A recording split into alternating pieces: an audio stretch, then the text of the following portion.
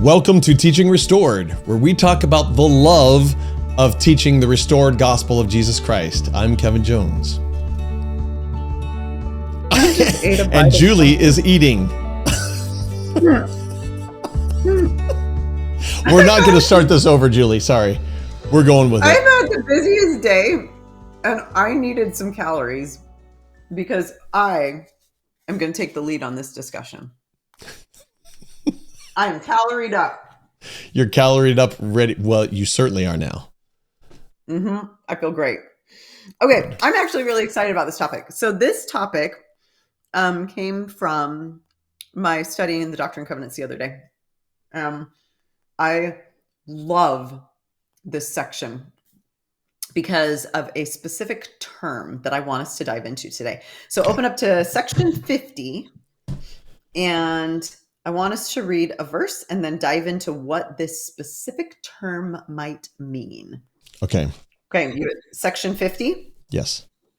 Go to verse 10, please.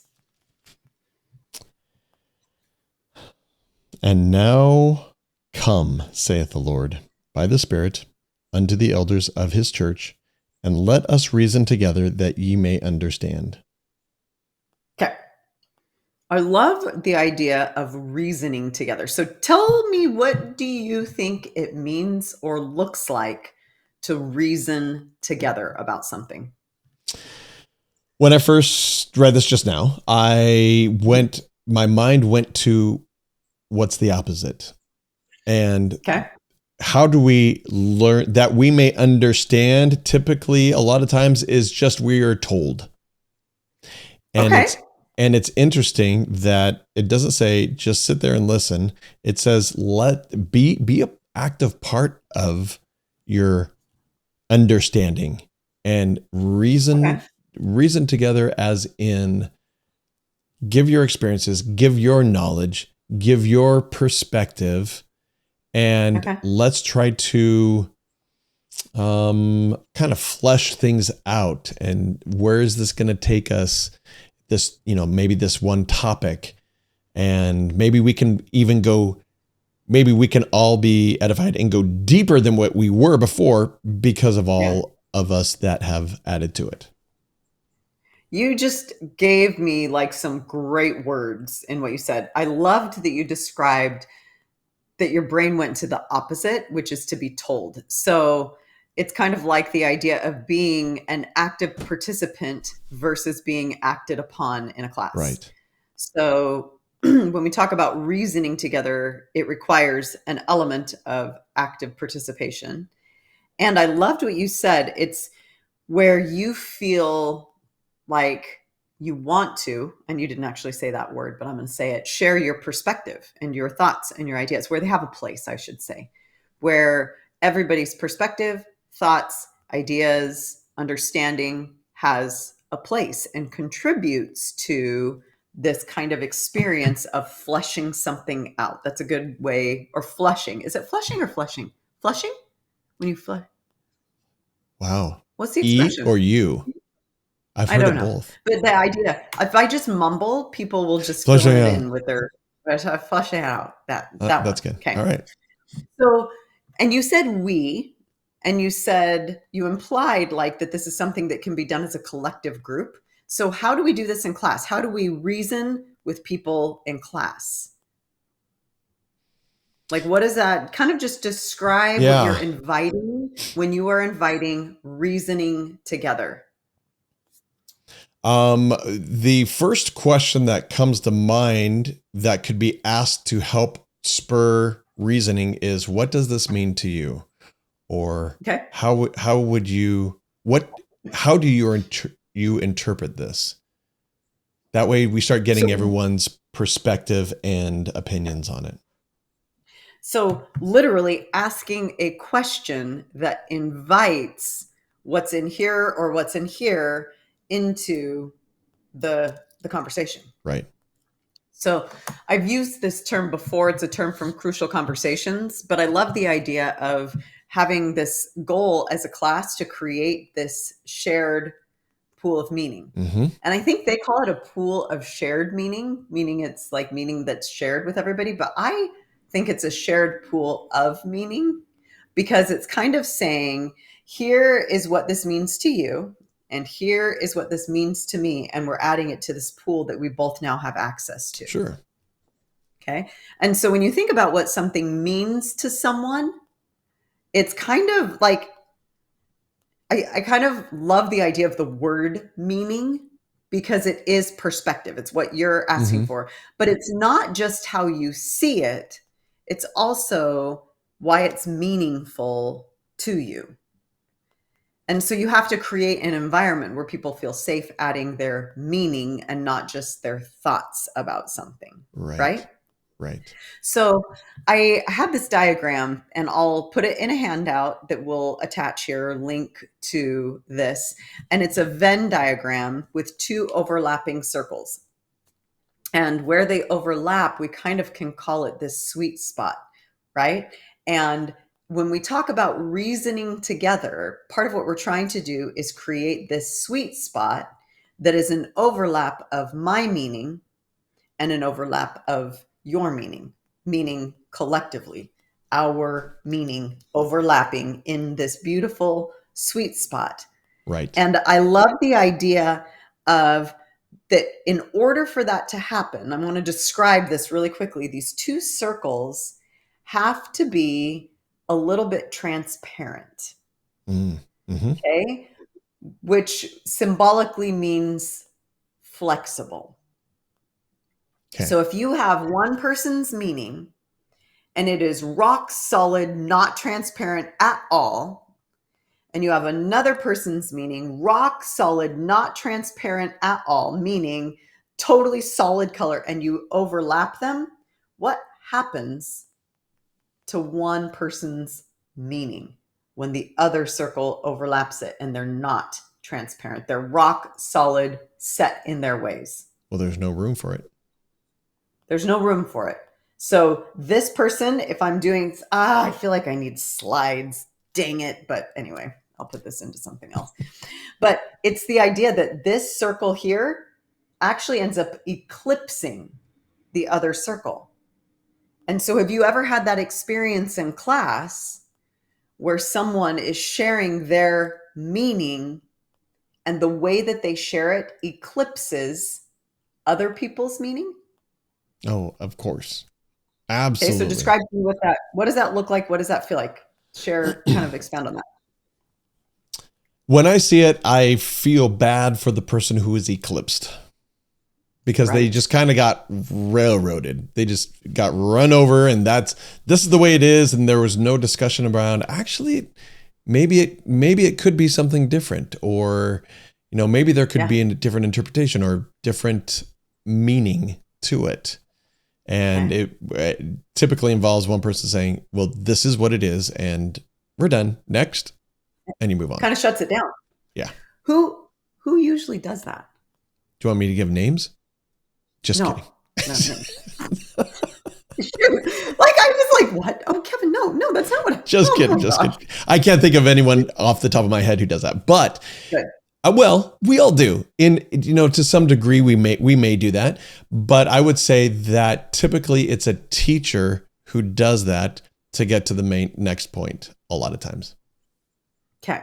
So alarms should be going off in our heads just a little bit, right? That sometimes the way, even if we're saying with our mouths, I want us to reason together, I want us to have a conversation, I want to invite your meaning into this, that the way that we respond can actually have the effect of eclipsing someone else's meaning. Good like point. That we actually shut them down.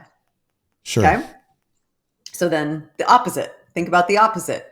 And that's actually when we see you can eclipse somebody or they can eclipse you. Like, it kind of goes both ways, but the idea is that it can be eclipsed.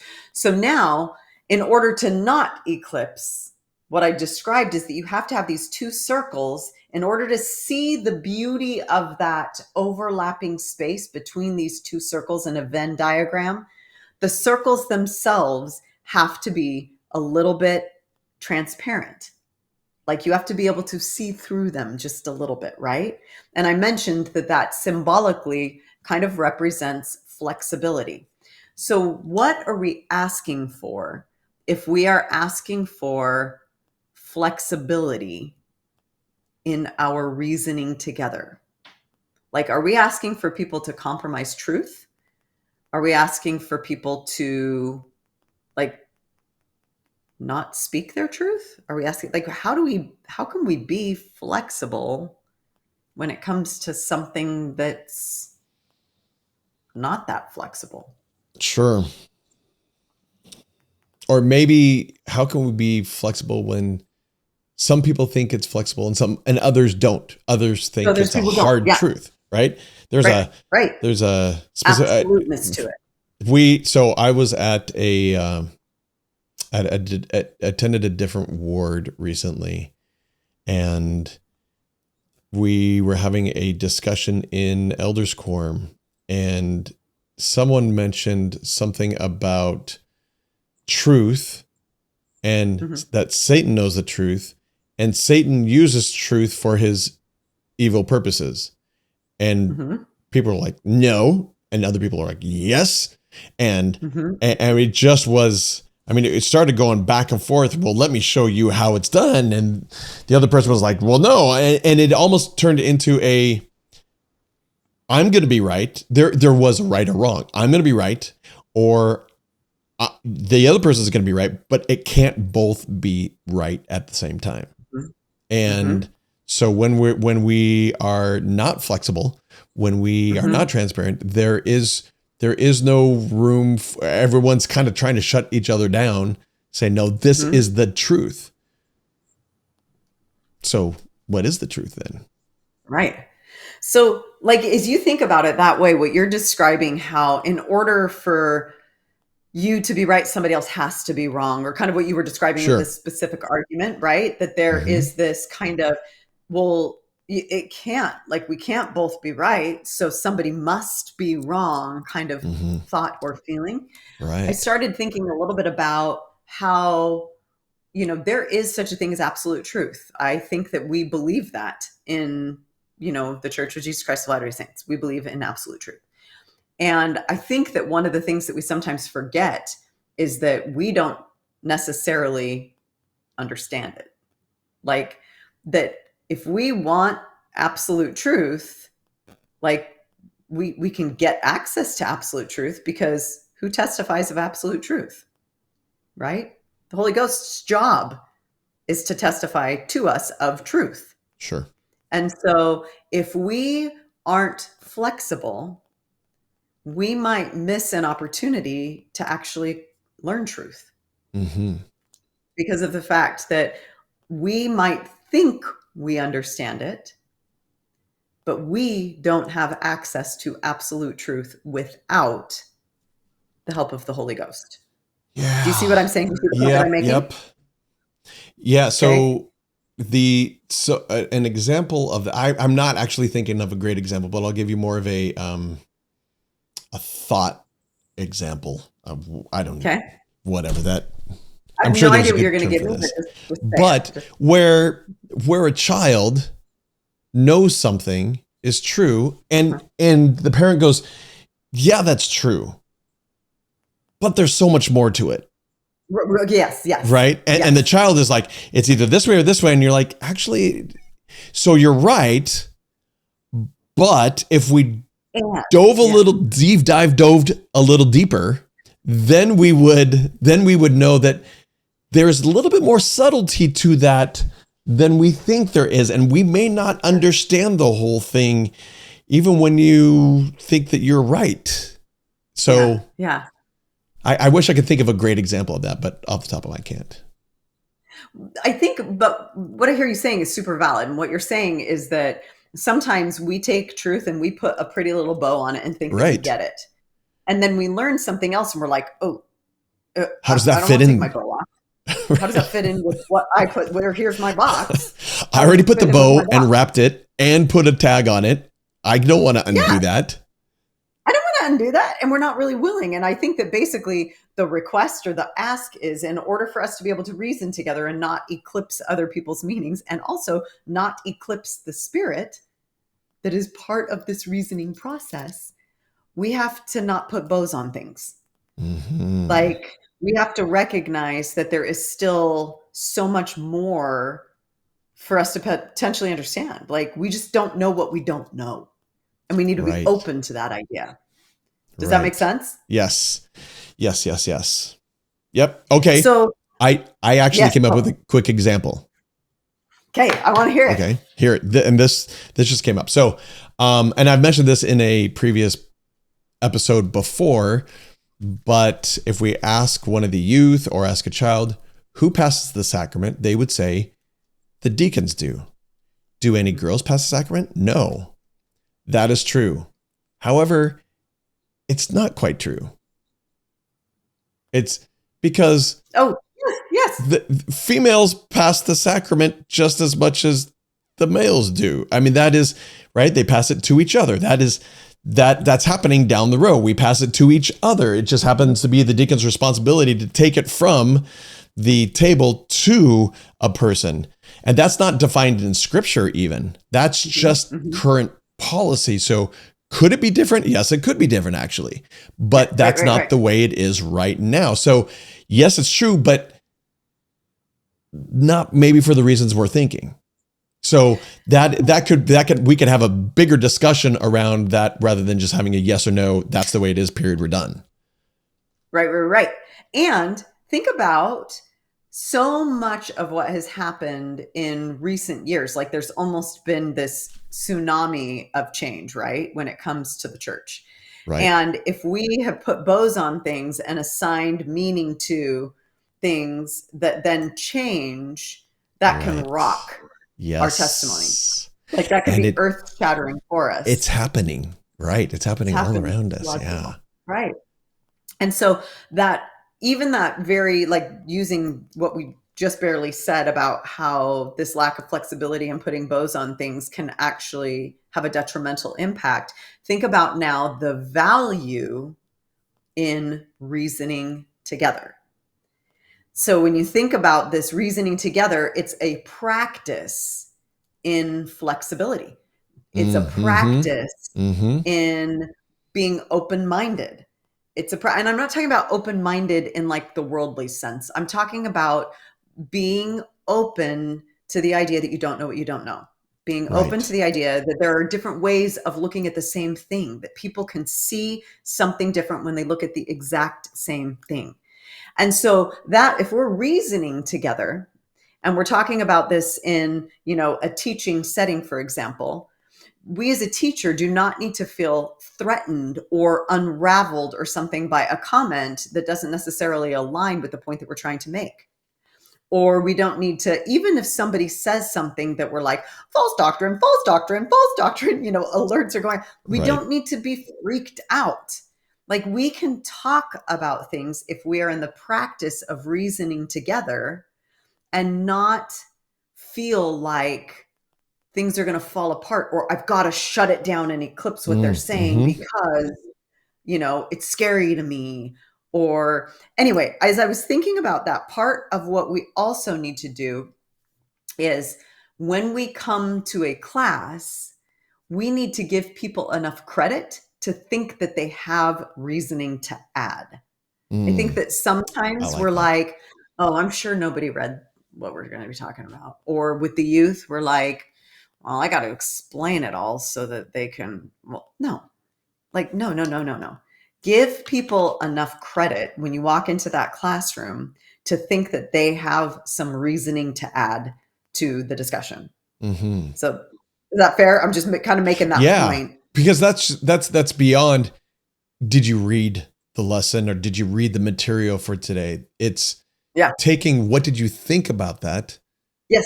How did you interpret that? And that could go, and everyone has an opinion whether they read it or not. They could still Right. have an understanding or a perception of it that someone else doesn't have. Yeah. Go in assuming people have something to add. That's Yes, part of this I idea like of that. wanting to reason together. So let's go to another verse really quickly. part of this process, like this is a process that takes some practice. And you will hear me talk about this until I'm blue in the face, that our responsibility as teachers is to respond appropriately when somebody adds their reasoning. Okay. We will eclipse, we will shut it down, we will offend, we have the opportunity to do a whole bunch of really not good things in the way that we respond to other people's reasoning, especially if it doesn't make sense to us. Sure. So I want to read this guidance in section 88, verse 122. There's just this little bit of guidance, and it's super basic and it's super awesome. So do you want to read that one? Do you Sure. have it? Yep. Okay, 88, 122. Appoint among yourselves a teacher, and let not all be spokesmen at once, but let one speak at a time, and let all listen unto his sayings, that when all have spoken, that all may be edified of all, and that every man may have an equal privilege. Okay, what stands out to you when you read that verse in light of what we've been talking about? Is there anything that kind of sticks out? The word all was used 3, 4 times, 5 times. Yep. Yeah. Are there any other words that kind of go along with the word all?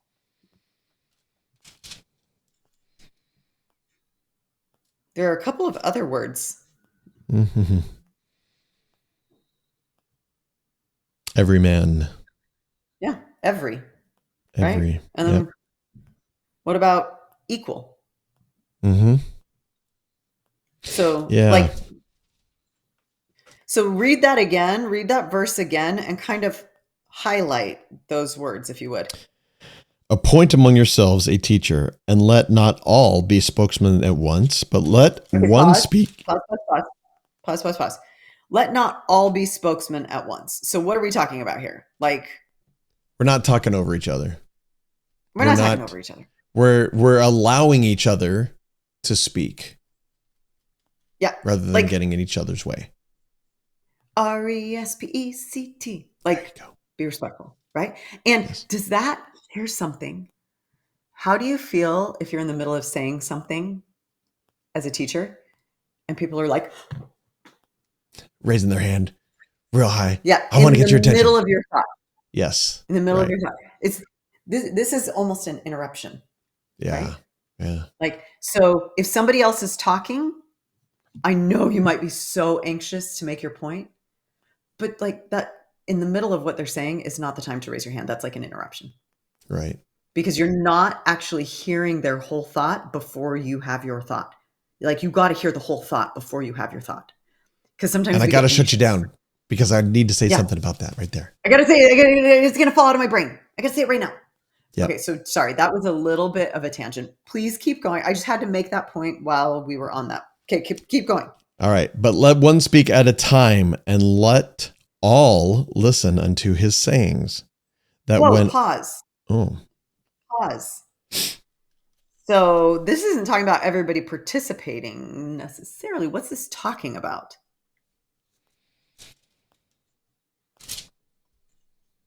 Like, it's not saying bring your reasons. Listening. Mm-hmm. Okay. So think about what that means. Think about what it is saying here. It isn't just your participation is not just what you have to offer. It's not just your reasons, not just your reasoning. It's actually just as much your listening and being influenced. Like, truly listening means that you are trying to see something from another person's perspective. We're not just talking about hearing the words coming out of their mouth. We're talking about seeing what their meaning is. You're trying to see it from their point of view. That's what listening really is, right? Sure. Right. So it's an active thing, not just a passive listening. It's an active listening at that point. You are putting effort, not into trying to disprove them, not into trying to come up with your reply. You are putting effort into hearing and understanding what it is that they have to say and why it's meaningful to them and why they see it the way that they do. Like, that is work. That is harder work than you having a good comment. Right? I like it. Yes. I Okay, so agree. keep going. Sorry. I keep interrupting. I'm so rude. I'm the rudest. Rudest. That when all have spoken,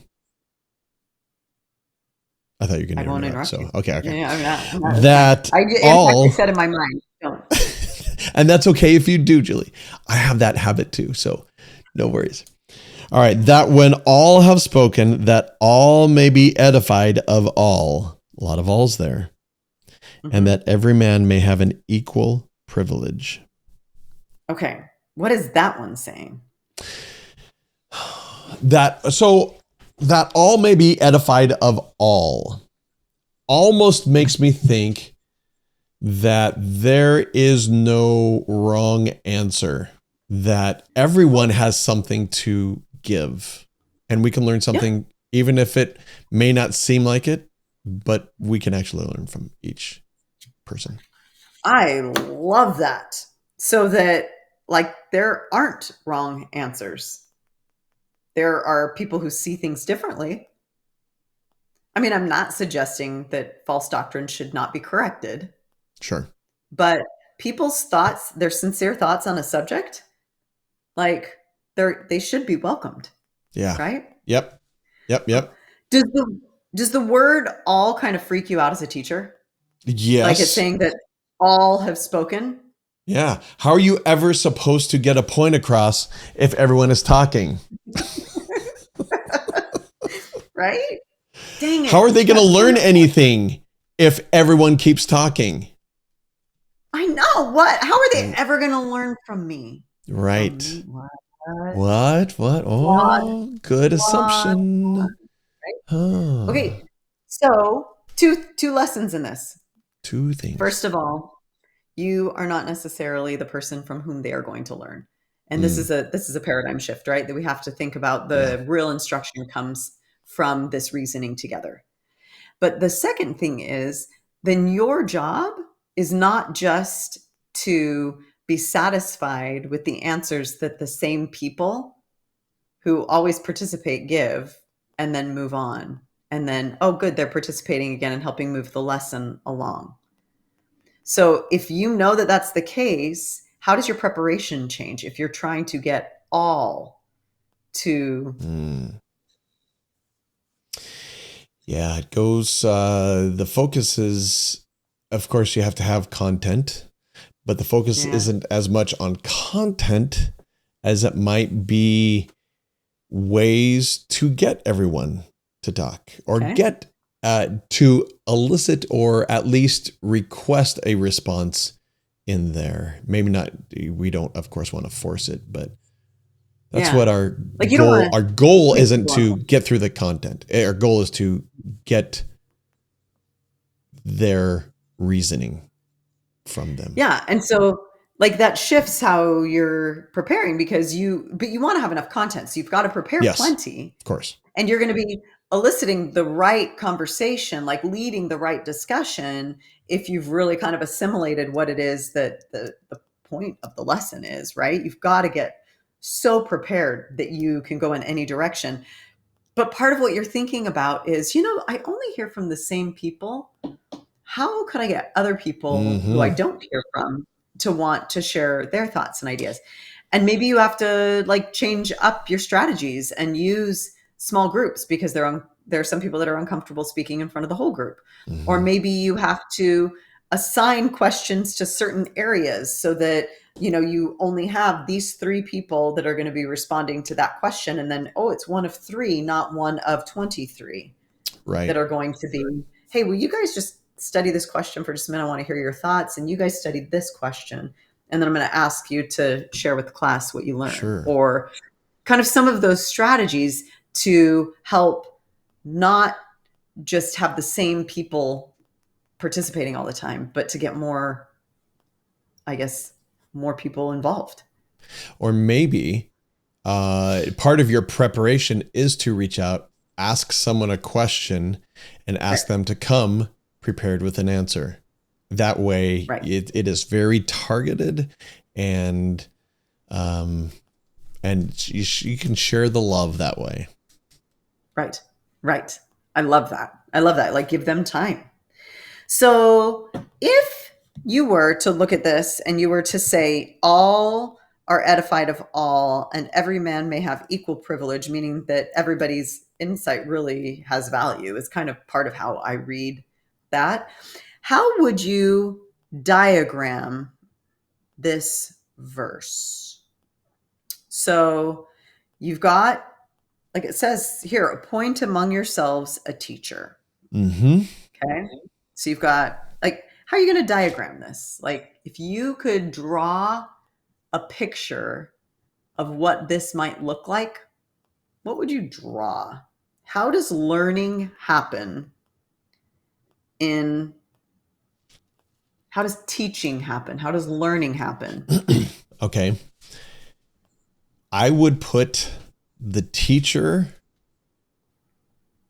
This is going to sound wrong, but play this little game with me here, Julie. I would put the teacher at the center, maybe as a square, and then put a whole bunch of circles for the other. So the teacher is the square, and then you've got all the way around, bunch of circles all the way around the teacher, and let not all be spokesmen at once. That spoke to me because I thought of a spoke and wheel. So you're creating a spoke and wheel. So you're creating a spoke and wheel. That's right. And what's important here is not really the position of where everyone is. It's the flow. So it goes out to someone and back to the teacher, and out to someone else and back to the teacher. Maybe just, if nothing else, to say, great, I love that. What about you, brother so-and-so or sister so-and-so? And it's reflecting or deflecting it. Oh, that is a very amoeba-like drawing. Very good. Something like that, Julie. Yes, that. Those of you just listening, you've got to see the video. That's maybe we should make. I think I'm gonna make that episode. Clip that. No, I'm gonna poke holes in it, so don't. Okay. I'm gonna poke I'm not gonna stab my paper. I'm gonna poke holes in what you're saying. Oh, okay. We'll poke holes in the paper too if you want. That's fine. Okay, I'll do that. So the important part is kind of the flow of it going, and it can go from one to the other. That's not a problem. But it's there's a certain role that the teacher has, right? If all are spokesmen, which it says basically, but just not all at once. Right. Then there's a special role that the teacher plays that the others don't play. Right. And so you have to, in this diagram, you have to illustrate that there is a special role that the teacher plays, right? Correct. So I think that's what I hear you saying is that, and it's not that it has to, I heard you say, it's not that it has to ping the teacher every time, that can go from student to student, but that there is kind of this facilitation that you play, right? Right. Okay. So it's not that I was trying to set up a trick question or anything, I promise, but who is the real teacher? The Spirit would be the real teacher. So how do you add that to the diagram? Well, this would have to turn into a 3D diagram at that point. Okay, so we have an X, Y, and Z axis. Okay. I can't draw in 3D. Whatever. You didn't learn that in kindergarten? I'm a total slacker. Yeah. Okay. So it would have to be 3-dimensional. So tell me where are the arrows going? Like if you add the Spirit to this, is the Spirit prompting the teacher and then the teacher feeding the students? Or is you mentioned back and forth between the teacher and the students. So my thought is that if we have to put it in diagram form, it's a big circle around it all. And okay, so the Spirit is kind of the big circle around it all. Yep, the Spirit is the big circle around it all, and it in this sphere of the spirit is I'm picturing a jelly-like substance that is the spirit, and each message goes through that jelly-like substance to everyone else, and it glows. And Kevin, did we just get slimed by the spirit? I think so. I think that's what that was. I'm telling you just what was in my mind. First reaction there. Massive Never ask a question blob. you don't know the answer to already, or how I'm going to answer it. I'm trying to like diagram that, and that looked more like this, but I think that looks like planet Earth. That does. And I don't. You're right. Yeah, it's terrible. Terrible. Okay, so let me make my point, because I really was trying to kind of make a point that this is a little bit of a reframe. And I heard this in the Why Religion series. There's a limited series that they're doing on teaching. I've mentioned it a couple times. It's phenomenal. And one of the points that was made is that we have to remember that the teaching and the instruction and the learning and all of that, like, we think of it as the teacher having responsibility for making all that happen. And the way that we facilitate the discussion is such an important part of that, and will be led and guided by the Spirit. We talk about being in tune with the Spirit. We talk about really inviting the Spirit into our preparation. But what we don't often give a lot of attention to is the fact that what we are trying to do is create a vertical conduit between the student and the Spirit. It's not a conduit that goes through us. It's not that we are informed by the Spirit and then disseminating what the Spirit wants everybody to hear. Rather, we are trying to create an opportunity for these vertical conduits for every single student. So now, if that's the case, if we are trying to be in tune with the Spirit, and your XYZ axis vertical conduit, whatever thing, it's harder to diagram. I was thinking of a triangle, a little too simple with arrows in every direction, whatever. But the idea is that now think about the value of reasoning together, right? So you have all of these people, and your goal is to help people gain more access to instruction from the Spirit, and then bring those insights and edify all, that all may be edified of all. And so how do you change your preparation and the questions that you ask to invite them to share that, like what they are learning through the Spirit during the lesson? So That's good. I'm going to give you a second to think about that answer for just 1 second. So be thinking about this. I kind of saw this happen the other day, and I didn't really even know that it was happening. But like, I was playing piano for primary, and then I came into gospel doctrine, and it was too hot. I could not even make myself go in. So I stood in the door, and there were no seats either. And so I stood in the door, and it was so quiet, and everyone was 100% focused. And I'm like, what is happening? And as I kind of listened, I realized that one of the things that the teacher built in to his lesson was an opportunity for every person to reflect on what they had just learned from each other, and reflect on what they had just read. And so I heard him say at one point, and he did it in different ways, but I heard him say at one point, okay, now take out your phones, your piece of paper, and go ahead and write down the thoughts that are coming into your mind right now, since we just wrapped up that discussion as small groups, or whatever. Okay, so anyway, I want to hear your thoughts. That's a good one. That is what I'm trying to get at, the fact that this constitutes a little bit of a shift, I think. I agree. I was in a leadership training with Elder Bednar, and it was just after the adjustments had been made for ministering, etc. Yeah. And rather than saying, and I noticed this specifically, he said, rather than saying, okay, we made these adjustments, tell me what you've learned. What do you think? Yeah. What he said specifically was, what have you learned of the Spirit? Or, in other words, what did the Spirit teach you as you have made these adjustments? That way you're Yeah. focused on not just, oh, what did I learn? You're focused on, hey, what did the Spirit teach me specifically? That's Yes. answered completely differently than a random, what do you think? Right. Right. So, because think about it. When you say, what do you think to someone, they go thoughts. Yes. When you say, what has the Spirit taught you? Part of what you're saying is, let's reason together. What Mm-hmm. has been meaningful to you?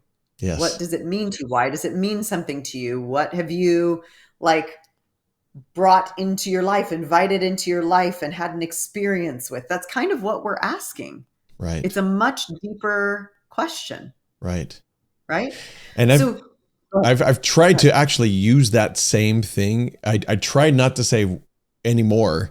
Since then, I've tried not to say, what do you think? Or give me your Yeah, thoughts. It's, yeah, what are you learning from the Spirit? What has the Spirit taught you? yeah, Things like yeah, that yeah, yeah, yeah. to make them go deeper than just their own basic thoughts. I love it. I mean, it's one little tweak, It is a little right? tweak, but it's huge. I love that. It's huge. And it's intended to be like, and then you have to give people more time though. Sure. Like if you're going to ask that type of a question, you have to give people a little bit more time to reflect. You can't expect those answers, the meaningful ones, to just come in like 2 seconds. Like I asked, Right. and here we go. So you might even build in a pause, you know? Hey, I want you to think about this for 30 seconds before you raise your hand. And then, you know Uh-huh. what I mean? So Mm-hmm. it's not just so, and then here's another thing. Like when we were reading that verse, I said to you, tell me what stood out to you. And so obviously I was asking for your thoughts, but I also, in a way, when you ask people what's standing out to you, part of what happens when you are inviting the Spirit into a lesson is that certain thoughts will almost be like highlighted. At least that's how the Spirit communicates with me. I feel like there are certain things that are highlighted for me, and it's going to be something different that's highlighted for somebody else based on what the Spirit's teaching them and based on what their current experiences are. And so asking what's being highlighted for you is another way to kind of invite more. Okay, tell me, like, where are we going to go with this? Because like, what's the Spirit teaching you? That's the direction we want to go in. We don't want to Right. go in the direction that I necessarily want to steer the ship in. Mm-hmm. You know, it's not up to me only. You Yeah. know, I want to be prepared to pivot based on, you know, what's relevant to you, what's meaningful to you, you know, what you want to add to this conversation. I feel like this is almost a departure. You said this is kind of changing a paradigm, changing the way we maybe prepare or other things, but a departure from, uh, again, what are your thoughts to what is the Spirit teaching you? Um, I just said that just a couple minutes ago, but it just hit me deeper as you said that it's we're not really looking for an intellectual response. We're looking Mm-mm. for the spiritual response to that. Even if that spiritual response is being relayed to you in the moment that you're saying Yeah. it. Yeah. Yeah. Exactly. I mean, we are trusting in the fact that there is a vertical conduit that is opening up during this. In the moment that you are teaching, that people are hopefully like, our goal is to help open up that Yeah. opportunity for Yeah. people to be taught, not by you and by your amazing insights, but to be taught by the Spirit. So then let me bring it full circle back to where we started. Think about the beauty of reasoning together. If what you're talking about is someone's meaning and my meaning, being open and receptive to other people's meaning, what you're trying to do is create an opportunity where things, meaning deepens, where insights are flowing, and then you're inviting all to be edified by all as you come to that sweet spot of sharing their meaning, your meaning, and finding where it can overlap. That's Like good. that is beautiful. Yeah. The sweet spot. Yes, I'm calling it the sweet spot, the Venn diagram, The Venn diagram. Yeah, where yeah, they overlap, yeah. right? But you have to That be middle place. transparent. Going back to the beginning of what Yeah. you said, you have to be, Yep. you have to approach this differently. Open. Yeah, yeah. And that, like you mentioned in the middle, this can be kind of scary for Mhm. teachers, but we almost have to redefine what is the role of a teacher. What is your responsibility? And I love the thought that we are trying to tap into the direct conduit between a person and the spirit, and trying to get that meaning there, and then that person's meaning in there. So that all can be edified by all. Right. Yeah. And we're all tapping into that. That's good. Yeah. I don't know. I loved the visual. And when he was saying this on the Why Religion podcast or whatever, it just really struck me how important that process is. Not just the process of like reasoning together, but doing it in a way where you're inviting everyone to have their own spiritual experience and then bring that to the table, that to the discussion. I like that. I think you and I try to do that in this podcast, Yeah. right? Yeah. We each prepare something, and there have been times when we both hit end and we stop recording. We're like, I wasn't planning on going there. That's not actually what I was thinking of, but we went there, and that was really good. And when, I'll prepare something and I'll lay it before the altar, Julian. I'll say, okay, this is what I'm thinking. And you bring in a whole different perspective. And I'm like, hadn't thought about that as well. Yeah. That's a really good point. And I like the way, and again, it could just be a turn of a phrase. It could be a whole brand new thought, a whole different perspective, but it could just be something really simple that makes a big difference in the way we think about things. And edify. So we got to be open to it. Together, we got to be open to it. And I love, these are the kind of conversations I love having with my kids. Yeah. It isn't just regular teaching again, right? We're with Teaching Restored, we're thinking of teaching in all, in all perspective. No, in all, not perspectives. Aspects. Thank you. Yeah. I got you. Right. But when you have your kids and you're talking with them and you say, okay, this is what I'm thinking. What have you learned? And they bring something in, and it's not uncommon for them to bring in something that is very different than what us old timers are thinking. And so let it have value. It has value. Be curious and be receptive, right? Yes. Different way to prepare. I love that. Thank you. Well, very good. So go create this, go tap into the conduit between the person and the spirit. I love that. I have a visual. Okay. This is kind of telling. Yeah. Sorry. No, this, I have now another visual of Tron.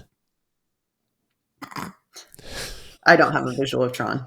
I do. These light going straight up, and then we're tapping kind of sideways into that light. So that's visually what I saw when you said that. But really, there is that conduit, and we're kind of going horizontally into that, and we're tapping into each of those, and it's being shared overall. Tron or not, but that's just what I thought of. No Tron, yes. Yes, thank you. All right. Well, thank you for sharing this with us, and talk about this shared pool of meaning. Please comment back. What are your thoughts? What has the Spirit taught you as you've listened and as you have taken these principles and some of the things that Julie and I have discussed, and you've talked to others about it? What has the Spirit taught you? We'd love to know. Please share. TeachingRestored.com. Thanks for listening, everyone. We'll talk to you next time.